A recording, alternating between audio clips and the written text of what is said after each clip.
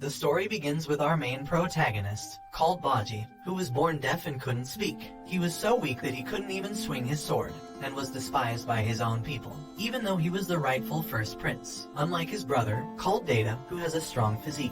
As the first child, Bojji fought hard to inherit his father's throne and to become the greatest king in the world. However, his people doubted him because he was so weak. The story focuses on a place called Bosse Kingdom, led by a king called Bosse. Bosse was one of the strongest kings in his era, who managed to rank 7th among the strongest kings. Unfortunately, King Bosse began to fall ill in his old age, and it was said that his life would end soon. So, the king of Bosse is required to immediately appoint which prince will be the heir to the royal throne. King Bosse has 2 sons, Bojji and Daida. Bojji is the son of his first wife, who had died, while Daida is the son of his second wife, called Hilling. Bojji and Daida are very different in terms of physique and strength. Bojji has a small and short body with weak physical strength, while Daida has a tall body and stronger physical strength. Bojji has been mute since birth as he is unable to speak and has been deaf his entire life.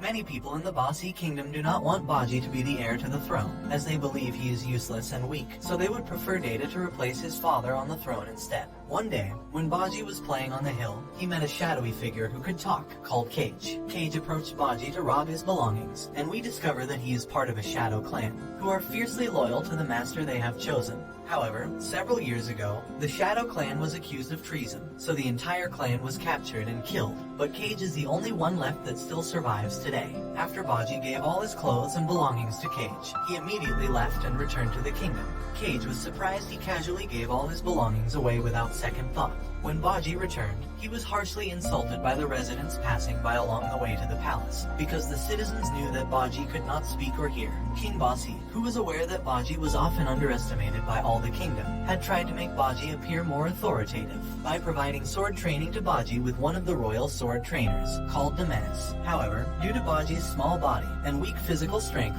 he still cannot compare to the strength of his brother Daida, and always loses when he fights one-on-one with him. Daida has a great fighting ability. Even Damas, Bojji's sword trainer, is amazed by his fighting skills. After fighting Daida, Bojji was badly injured and suffered injuries to his legs and arms. Kage, who always secretly followed Bojji, tried to comfort him when he was crying in his room. Bojji felt very sad because his body was so weak, and he was always losing against Daida. Since then, the friendship between Bojji and Kage has grown stronger. A few days later, King Bosse was declared dead, and the royal advisors began to announce the contents of the will written by King Bosse, where it's revealed that he decided to choose Bojji as the successor to the royal throne. After hearing the will, Daida was shocked and could not believe that his father preferred Bojji over him. A very disappointed Daida protested against the magic mirror that was given to him by the king as a gift. The magic mirror, which was able to talk, spoke to Daida and told him that he need not to worry, because in the end, the kingdom would still choose him as the next heir to the throne. The magic mirror's prediction came true, and Daida was selected as the king of the Bosse Kingdom,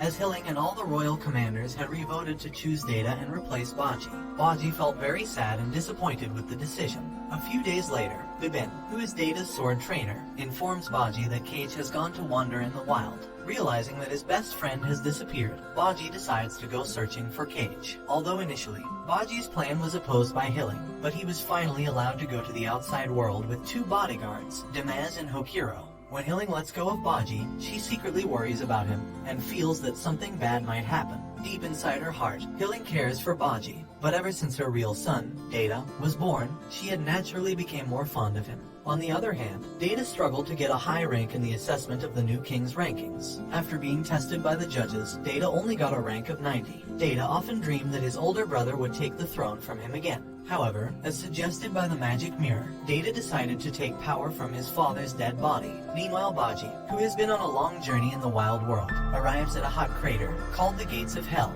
Damas invites Bojji to take a closer look at the Gates of Hell, but it turns out that it was only part of Damas' plan to kill Bojji by pushing him into the crater. Previously, Damas was ordered by Daida to kill Bojji. Knowing that, Hokuro felt very angry and immediately fought against Damas. As a result of the fight, one of Damas's hands was cut off. On the other hand, Bojji managed to survive. He was protected by Kage, who had been hiding in Bojji's bag, and we discover that it was Bibin who had sent Kage to protect Bojji during his journey. He advised Kage to take Bojji and find someone who could train him to become stronger. Kage asks Bojji to come with him to the underworld through a secret path at the Gates of Hell. As Bojji and Kage were on their journey, a mysterious smoke suddenly appears and makes them fall unconscious. Several troops from the underworld kingdom then bring them to the underworld royal palace. Elsewhere, Daida begins to perform a ritual to extract power from King Bosse's frozen corpse. His corpse was extracted to produce a magic potion that could make Daida strong like King Bosse. However, at the last moment, Daida felt doubtful again and chose to throw the potion away. When Daida was about to get out of the dungeon, the commander, called Appias, appeared and tries to kill Daida. Appias is one of the royal officials who is very loyal to King Bosse and Bojji. However, Appias' efforts are prevented by the magic mirror, which is revealed to be the incarnation of a woman called Miranjo. Miranjo was a close confidant of King Bosse and had made Appias have great fighting power. Because Appias had already sworn allegiance to Miranjo, he had no other choice but to obey her wishes. He then makes Daida fall unconscious and forces him to drink King Bosse's potion. It turns out the potion does not work to make him strong like King Bosse, but instead functions to revive his soul. And now King Bosse is back, taking over Daida's body and using it as a shell for his soul. Meanwhile, Bojji and Kage had awakened from their blackout and have been brought before King Dessa, who is exceptionally powerful and ranked second of all the kings. As King Dessa knows Bojji is the son of King Bosse, he was interested in finding out Bojji's strength and fighting ability. Bojji was then asked to fight one of King Dessa's commanders. He showed his speed by dodging every attack made by the soldier commander. Unfortunately, King Dessa was not impressed by Bojji's evasive ability, so he expelled Bojji and Kage from his kingdom. Before they left the palace, the commander told Kage that the person who was actually able to train Bojji was the younger brother of King Dessa, called Daida. Bojji and Kage get excited and immediately went to meet with Daida. When they arrived at Daida's house, Kage immediately asked him to train with Bojji. However, before that, Daida asked Bojji for a large amount of money before accepting him as his student. After Daida received a chest box filled with gold jewelry, he accepted Bojji as his disciple. At first, Daida says that Bojji doesn't have enough physical strength, so no matter how hard he practices, he would never improve. But Daida will not give up on him and looks for the right method to find his expertise. For weeks, Bojji underwent intensive training with Daida. The training results began to show when Kage saw Bojji was easily able to destroy a large stone. We then get to see why Bojji has such a small and weak body. Bojji is small and short with little to no physical strength because of an agreement made between King Bosse and a demon. King Bosse and Miranjo, who want to have extraordinary power, had to sacrifice something to grant their request by the demon. In addition to the age and life of King Bosse, the demon told him to have a child so that he could receive the power of it. On the other hand, Hilling, who received the news that Damaz had killed Bojji, was very sad and angry. Hilling then decided to sentence Damaz and Hokuro to death. But before the execution was carried out, King Bosse appeared and stopped them. King Bosse said that Bojji was currently alive and training somewhere. Then, Damaz and Hokuro were released from the death penalty, and only expelled from the kingdom. After Hilling realized the person she saw in front of her was not Daida, but the king of Bosse, she began to ask about Daida's whereabouts. King Bosse ruthlessly replied that Daida had disappeared, which made Hilling so shocked she fainted. Miranjo asked King Bosse for permission to go to the underworld that night. Miranjo wants to gather more troops to increase King Bosse's power. The next day when Hilling was awake, she came to King Bosse and asked him to return Daida. Suddenly, Hilling heard the voice of Daida, who was currently trapped in King Bosse's chest. When Hilling was about to cleave King Bosse's chest, the head guard stopped her, as he is loyal to King Bosse. Elsewhere, Bojji had finished his training with Daida, and Bojji is ready to face his enemies. Kage initially doubted Bojji's ability because his sword was very small. However, Daida explained that in addition to Bojji's ability to evade his opponent's attacks, he can defeat his enemies by attacking the weak points of each opponent. Bojji and Kage thanked Daida for all the knowledge and training he gave. Kage then invites Bojji to return to the palace and resolve the conflict. But Bojji had doubts about going back, as he was still traumatized by the assassination attempt on him ordered by Damaz. Bojji thought that it was Hilling's orders. However, after Bojji reminisced about when Hilling loved him as a child, he was finally willing to return to the palace. On the other hand, King Dessa realized that his youngest brother, called Auken, had escaped from the underworld prison. King Dessa deliberately had his brother locked up because he had made a pact with a demon to become immortal. After King Dessa found out that Auken was going to Bosse's kingdom, he decided to go with his troops to the palace and establish dominion over Bosse's kingdom.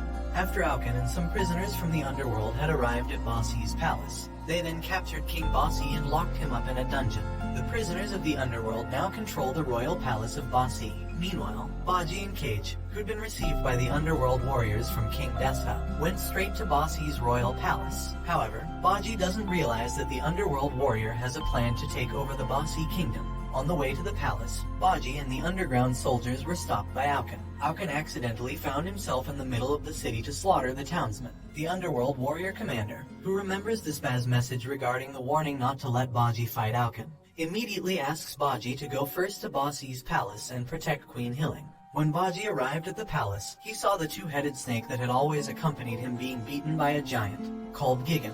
Bojji incapacitates Gigan, showing great strength, and asks Hilling to heal his beloved snake. Hilling was surprised to see Bojji's strength, before revealing that she had run out of healing potions. Luckily, Kage had a spare few bottles of potions, with which to make more healing potions. While Hilling was trying to heal the snake and several injured dogs, Bojji fought back and defeated Gigan, who had arisen from his state of unconsciousness. The dogs that had previously been the companions of the prisoners of the underworld eventually became Bojji's companions. Even Gigan, who had just been defeated by Bojji, became obedient and swore allegiance to him. After that, the two-headed snake told Bojji to immediately go to the dungeon, to prevent the underworld forces from entering Bosse's palace. On the other hand, Auken, who was fighting the underworld warrior commander with his army, was suddenly struck by lightning. The lightning was magic sent by King Daida to defeat Auken. Dispat, who saw Auken collapse, immediately tied him up with the rope he had prepared. Meanwhile, King Daida and the rest of the underworld army had already arrived at Bosse's palace through the underground gate. At the same time, Bojji and Gigan had arrived at the dungeon. King Daida told Bojji that he wants to catch Miranjo, who had released the underworld lords and brought them to Bosse's palace. King Daida then reveals that Miranjo was the mastermind behind all this chaos. Gigan, who did not want to return to the prison of the underworld, directly attacks King Daida. When King Daida was about to counterattack, Bojji quickly prevented him. Suddenly, King Daida got a telepathic message from Dispat, saying that he would not win against Bojji. Dispat suggested that King Daida retreat and let Bojji fight the king of Bosse, so that when Miranjo is alone, Daida can defeat Miranjo and the cursed demon who is with him. After hearing the explanation, King Daida agreed and immediately promised Gigan a position as a warrior of the underworld kingdom, if Gigan was willing to return to the underworld palace with him. After receiving Bojji's blessing, Gigan accepted the offer, and King Daida along with the underworld army returned to their kingdom. On the other hand, Miranjo has now been captured by the prisoners of the underworld. She begins to send messages to Auken through telepathy, asking him to save her. After receiving the message from Miranjo, Auken quickly untied the rope around his body and ran towards the palace. When Auken arrived, he coincidentally ran into Bojji and Kage. He intends to kill Bojji, therefore, the battle between Bojji and Auken is unavoidable. Even though Bojji had stabbed Auken many times, Auken still survived and was not even injured. Bojji, who realizes that Auken was an immortal, had no other choice but to continue attacking him. Even the commander of the underworld army and Dispat couldn't defeat Auken. After seeing Bojji almost being killed by Auken, Kage turned into a giant shadow and swallowed Auken. However, Auken revives by piercing Kage's body with his sword. As a result, Kage died instantly. Auken then kills Bojji, who is already in a weak condition, with multiple stab wounds. We then get to the moment when King Bosse was in prison, talking about his past with Miranjo. Daida, still trapped in King Bosse's heart, witnesses the memory. Miranjo was once a child who came from a place called Hamura, the land of magicians. The residents of Hamura were the first humans who dared to oppose the power of the gods. Bosse, who was wandering the country and was helped by Miranjo's mother, helped the people of Hamura vanquish the cruelty of the gods. At first, all went well, but some of Hamura's residents made an alliance with the gods to fight the citizens of their own land. The treacherous alliance then killed Miranjo's mother and tortured Miranjo inhumanely. They cut off both of Miranjo's hands and skinned her face. Bosse, who knew this, was very angry and immediately killed all the traitors. Bosse then goes with Miranjo to leave the country, and Bosse slowly begins to fall in love with Miranjo. They then met a demon and asked it to make Bosse the strongest human in the world. The demon granted Bosse's request, at the expense of his age and the strength of his first child. Miranjo, who realized that Bosse's life was coming to an end, made a plan so that she could resurrect Bosse after his death later. Miranjo deliberately makes Bosse marry Hilling and have a child, which was Daida. From the very beginning, Miranjo had prepared Daida to be the body for the soul of King Bosse. After seeing the past, Daida is furious with his father, but feels bad for Miranjo. Daida then promised Miranjo that he would replace King Bosse to protect her, as Daida wholeheartedly believed Miranjo was a good person. Daida's assessment proved correct. After Miranjo saw Bojji had been killed by Auken, she immediately left the mirror and entered the body of a soldier. She approaches the bodies of Bojji and Kage to heal them. As Miranjo heals them, Dispat can see glimpses of Miranjo's sad past. Dispat then told the memory to Bojji, and asked that he takes the appropriate action to solve this problem. A few moments later, Bojji and Kage came back to life due to the healing of Miranjo earlier. When Bojji rises again to fight Alkin, King Bosse suddenly appears and heals everyone with the healing power of Daida. King Bosse then advanced toward Alkin and prepared to fight him. The power of Alkin's sword was unable to match the power of King Bosse, who retaliated by destroying Alkin with the power of his mace. However, Alkin can still rise again because he is an immortal. King Bosse then had the idea of crushing Alkin's body into a ball of flakes, and burying the body fragments into a very large boulder, so Alkin won't be able to regenerate his body anymore. After that, King Bosse came to meet Miranjo, who was in the magic mirror, and apologizes for making her suffer tremendously in the past. King Bosse, who still loves Miranjo very much, says that he would go with her to the afterlife if he died in the last battle. It seems that King Bosse doesn't know that Miranjo's soul can't go to the afterlife, because she has violated the agreement with the devil by resurrecting King Bosse again. After that, King Bosse told everyone in the palace that he would kill anyone who tried to take Daida's body and bring him back to life. Bojji, who still loves Daida, chooses to go forward and face King Bosse. The other dignitaries, Damaz, Bibin, Dorsh, and Apias, support Bojji. When Damaz was about to attack King Bosse, Bojji suddenly stopped him. This bay explains that currently, King Bosse's is in Daida's body, so the only person who can fight him without killing Daida is Bojji. The epic battle between Bojji and King Bosse finally begins. At first, Bojji could only dodge King Bosse's attacks while trying to find his weak points. After a while, Bojji finally discovered King Bosse's weakness. He destroys the mace held by King Bosse and attacks his weak point. Within seconds, he was directly knocked to the ground. He then crawled over to Miranjo to destroy her, so he could return Daida to his original body. However, the attempt was prevented by Bojji, as he thought it could harm Miranjo. Miranjo, who saw the sadness in Bosse's face, chose to yield and ask Bojji to destroy her magic mirror. Thus, Daida can regain control of his body. After Bojji destroys the magic mirror, King Bosse's soul and Miranjo's soul fly up. The giant red devil who had made a pact with them suddenly appears, and flies into the sky to eat Miranjo's soul. Miranjo apologizes to King Bosse because she can't go to the afterlife with him. A few seconds later, the red demon was struck by a thunderbolt sent by King Dessa. The commander of the underworld army immediately decapitated the red demon before it could recover. Dispa then made an offer with the red demon. He would return the red demon's head if the demon was willing to grant one wish. When Dispa was about to say his request, Daida suddenly appeared and said his request first. Daida wants the demon to bring Miranjo back to life. The red devil immediately granted Daida's request, and in turn, Daida has now fulfilled his promise to protect Miranjo. Seeing the presence of Miranjo, who was able to live again, made Dispa happy, so he gave up his request to be taken by Daida. An overjoyed Hilling, who saw her two beloved children survive, hugged them both. In the end, everyone in the palace forgives Miranjo's previous actions, and she promises that she will change herself into a better person. After that, Daida knelt before Bojji and handed over the royal throne to him. From that day on, Bojji received the title of king in the Bosse kingdom, and everyone was happy to welcome their new king. Kage, who felt that his task had been completed, decided to leave Bojji and Bosse's palace. The next day, when the inauguration for the new king took place, Bojji realizes that Kage had disappeared. A confused Bojji tried to find Kage throughout the palace, but his search was unsuccessful. Even though Bojji has become a king who is loved by his people and carries out his duties fairly, he still feels that something is missing. Hilling realized this and tells Bojji that he no longer needed to hold back, and was allowed to seek freedom with Kage. Hilling always thought that Kage was a true friend who made Bojji happy and shine brightly. Hearing this, Bojji decides to return the title of king to Daida, and goes on a quest to find Kage. After several days of traveling, Bojji was finally able to meet Kage again. He was so happy that he burst into tears. Although initially, Kage was angry at Bojji for giving up his position as king. However, Bojji informs Kage that he will wander and build an empire of his own one day, and this brings the anime to an end.